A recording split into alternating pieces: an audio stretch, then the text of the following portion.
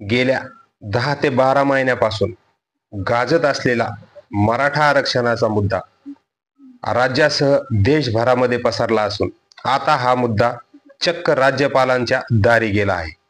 याबाबत राज्यपालांना भेटून मराठा आरक्षणाच्या संदर्भात मागणी करण्यात आली आहे।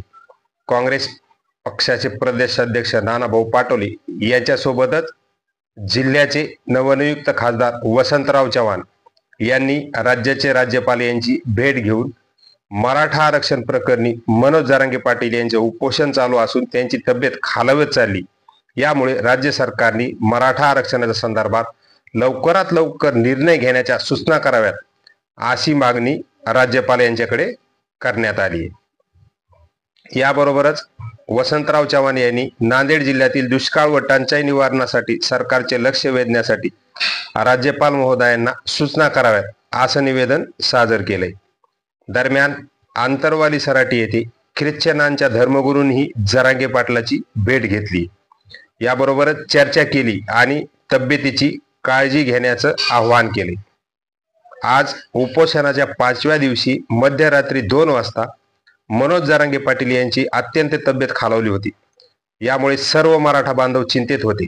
या मराठा बांधवांनी वारंवार विनंती केली व त्यानंतर जरांगे पाटील उपचार घेण्यास त्यांनी होकार दर्शवलाय आणि त्यांच्यावर आजपासून वैद्यकीय उपचार चालू करण्यात आलेत।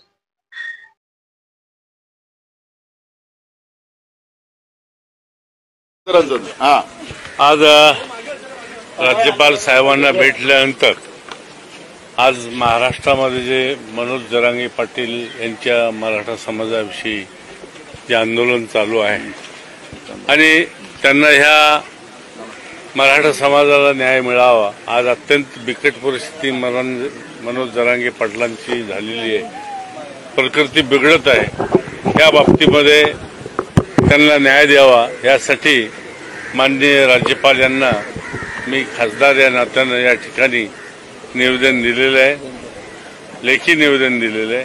त्यामध्ये माननीय आमचे प्रदेश काँग्रेसचे अध्यक्ष नानाभाऊ असतील, अंबारडे असतील, नसीम खा पठाण ही सगळी मंडळी त्या ठिकाणी त्यांना साथ दिली। एक मिनिट